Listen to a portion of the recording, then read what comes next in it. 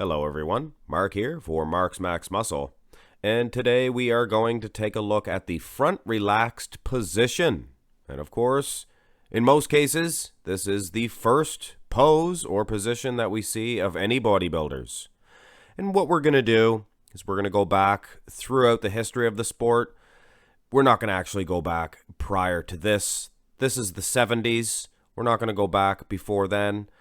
But by the end of the video, I will let you guys know who I think was the best in the history of the sport to hit this position. And Arnold Schwarzenegger, clearly, in my opinion, that is, the better man. There was Serge Nabret. He was standing next to Arnold.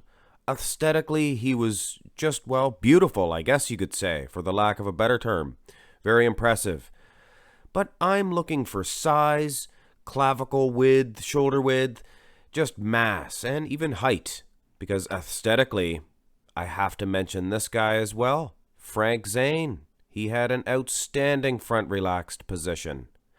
But so did Sergio Oliva, for that matter. Ditto with Reg Park and Bill Pearl. But I think when the smoke cleared from the 70s, Arnold Schwarzenegger definitely reigned supreme in this position. And food for thought, even up until the 1980s. Arnold made his return in 1980. And there was some debate who won this event, but that has nothing to do with this video. But there is no debate that he was clearly the better man in this front relaxed position. And that's what this video is about. So on into the mid to late 80s, and Lee Haney, in my opinion that is, he was the man in the front relaxed position. There was some other guys too that were good. Gary Stridham, he was a mass monster. Before being a mass monster was, well, fashionable. And Bob Paris, food for thought as well. He had a fantastic front relaxed. But that was a more aesthetic one, like a Frank Zane. I would still say Lee Haney was the best out of the 1980s and on into 1990. By 1991, Dorian Yates had established some dominance, but in my firm belief, Lee Haney was still the man in this front relaxed position between these two. Dorian clearly out-angling him here from the camera angles. He's actually probably a little bit shorter than Lee Haney, so keep that in mind. So who's better between Arnold Schwarzenegger and Lee Haney? Now there is a debate, for sure. Upper body-wise, Arnold, he has the bigger, better pecs, better arms, but Lee Haney has the bigger legs and the smaller waistline, so definitely a debate, for sure. Eventually, guys, Dorian Yates did put on the mass, but at that time, there was Nasser El-Sonbaty that always stood next to him. So Dorian was really never the best. And there was a lot of other guys, actually, that were beating Dorian Yates in this position. And these guys are getting honorable mention here as well. This is Charles Claremont and Milo Sarchev. Two outstanding in this position, for sure. But neither of those guys can hold a candle to this mass monster, Nasser El-Sonbaty. He had size, he had hard graininess, just a huge monster in this front relaxed position. But speaking of monster, and this guy was around the same time, probably even before Nasser El-Sonbaty, and he was a jumbo. You can see, you know exactly who it is, guys, just judging by the silhouette. It was Paul Dillette, and he is just simply dwarfing Kevin Levrone in this front relaxed position. And it's not just his size. Look at the proportions. His waistline is smaller than Kevin's. Kevy is no small man. He hit the scene in 1992, and he was almost just as big as Dorian Yates. Dorian is a big, big man. Now, for those of you who were wondering why I didn't mention Lou Ferrigno, it's because, honestly, back in the 70s, he was a little slight compared to Arnold in the front relaxed. And his best bet was the more modern Lou Ferrigno, the 90s Lou Ferrigno. But by then, there was Paul Dillette. And clearly, guys, I like Lou Ferrigno and all, but Paul Dillette, maybe a little shorter here, but he's wider at the shoulders. He's got a smaller waistline. He is the better man in the front relaxed position. So there comes another matchup. This is a debate, guys. And much like the Arnold versus Lee Haney, this will always be a debate. Because who's winning this one, guys? Conditioning-wise, things of that nature, Nasser El-Sonbaty is.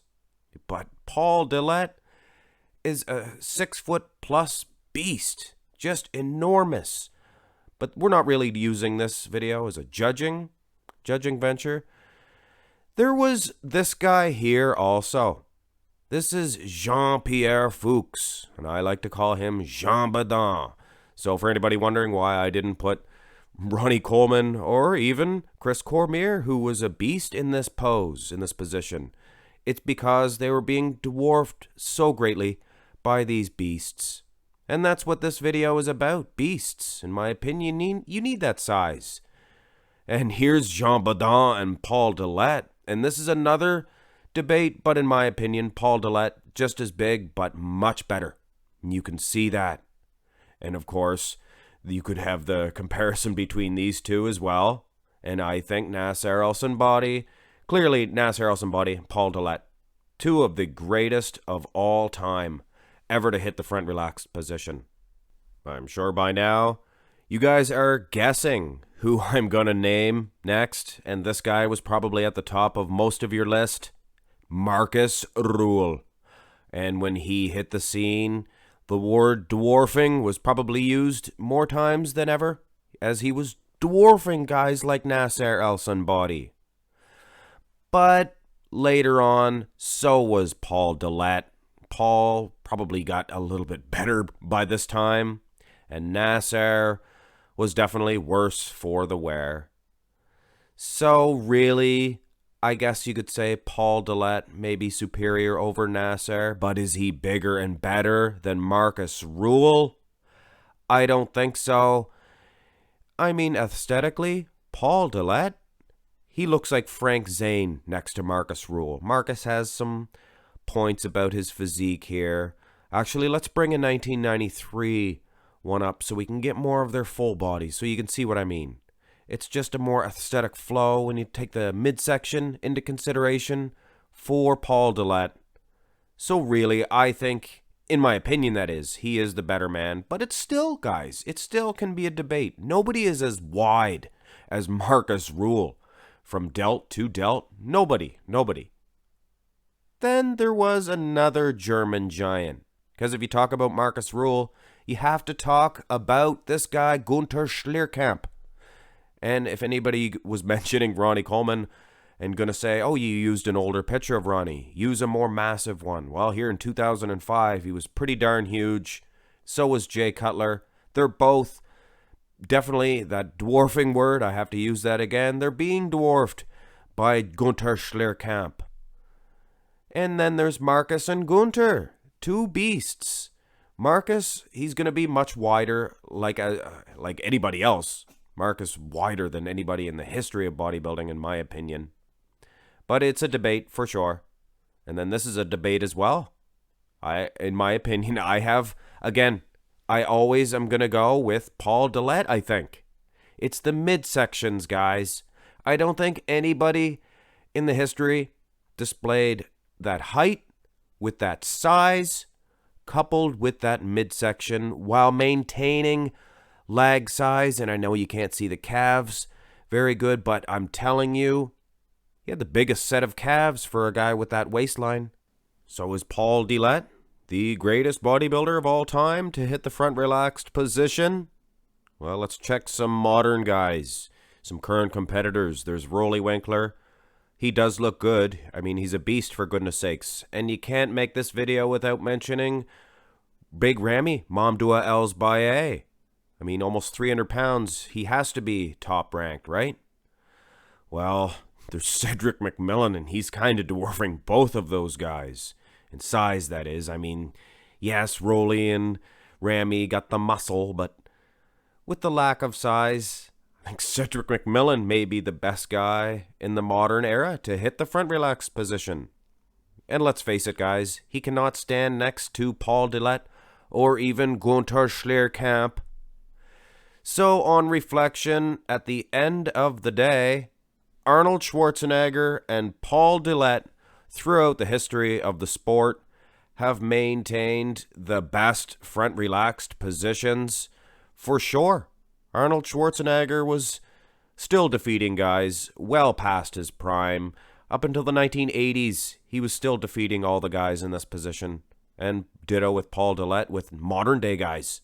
Nobody today can touch Paul Dillette in this. So, who's the best? Arnold and Paul Dillette, that's who. And I guess I'm going to give it to both of these guys. You can't really judge. One's from the 70s, one's from the 90s. Very difficult. Hope you guys enjoyed this video. Hit thumbs up if you did. Subscribe to the channel if you have not already. Go ahead and find me on Instagram as well. Have a great day, guys.